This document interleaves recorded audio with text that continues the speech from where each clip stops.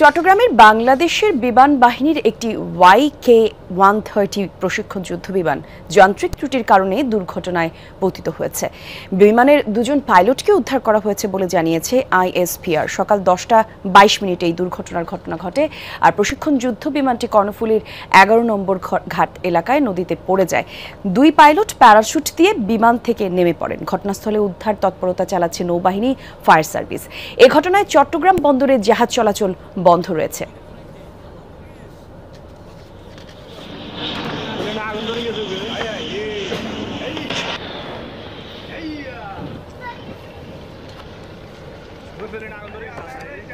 Ceylon family ব্লেন্ডের কড়ালিকার আর সতেজ স্বাদের perfect ব্লেন্ডে স্বপ্নেরা মেলুক টানা।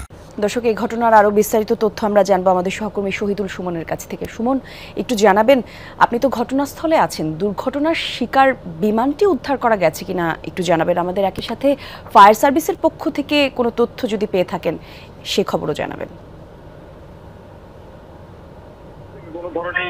কোনো ধরনের তথ্যই আমাদেরকে জানানো হয়। আমরা যেখানে যে জায়গাটিতে রয়েছি সেটি একেবারেই যেখানে উদ্ধার অভিযান চলছে তার পাশেই ফায়ার সার্ভিসের সদস্যরা, নৌবাহিনী, বিমান বাহিনী এবং উদ্ধার অভিযানটা চালাচ্ছেন এবং প্রায় ঘন্টা দেড়েক সময় ধরে কিন্তু এই উদ্ধার অভিযান চলছে। এখনো পর্যন্ত যেহেতু ভিতরে আমাদের প্রবেশ করতে দেয়নি, বিমান বাহিনীর পক্ষ থেকে আসলে কোনো তথ্য জানায়নি। আমরা বাইরে থেকে যে বিষয়টি দেখছি, এখনো পর্যন্ত বিভিন্ন ইউনিটের সদস্যরা কিন্তু তাদের ছোট ছোট যে স্পিড বোট রয়েছে সেগুলো দিয়ে কিন্তু তারা তল্লাশি চালাচ্ছেন।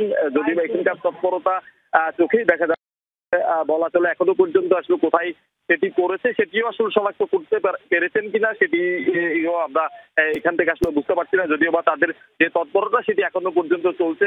এই 1 কিলোমিটার বিস্তৃত এলাকা জুড়েই কিন্তু আসলে বিভিন্ন ইউনিট তারা তল্লাশি চালাচ্ছে। ঊর্ধ্বতন কর্মকর্তারা এখানে এসেছেন, সেই বিষয়টি এখনো পর্যন্ত গণমাধ্যম কর্মীদের আসলে কিভাবে অগ্নিকাণ্ডের ঘটনা ঘটেছে কিংবা সেটি স্থান এবং কত সময় লাগবে উদ্ধারে, সেই বিষয়গুলো এখনো পর্যন্ত কোন কর্তৃপক্ষই আমাদেরকে জানায়নি। তবে প্রত্যক্ষদর্শীরা যেটি জানাচ্ছিলেন, প্রায় 10:30 নাগাদ স্কোয়াড্রন লিডার আসিম এবং উইং কমান্ডার সাইম, তারা দুজনেই আসলে মূলত 130 মডেলের যে প্রশিক্ষণ বিমানটি বাহিনী সেটি নিয়ে তারা আকাশে উড্ডয়ন করেছিলেন। পরবর্তীতে দুই থেকে একটি চক্কর তারা আকাশে পরপরই আসলে হঠাৎ করে পেছনের সাইডে বিমানের যে পিছনের অংশ রয়েছে সেখানে কিন্তু অগ্নিকাণ্ডের ঘটনা ঘটে। পরবর্তীতে তারা চেষ্টা করেছিলেন বিমানটি নিয়ন্ত্রণে রাখার।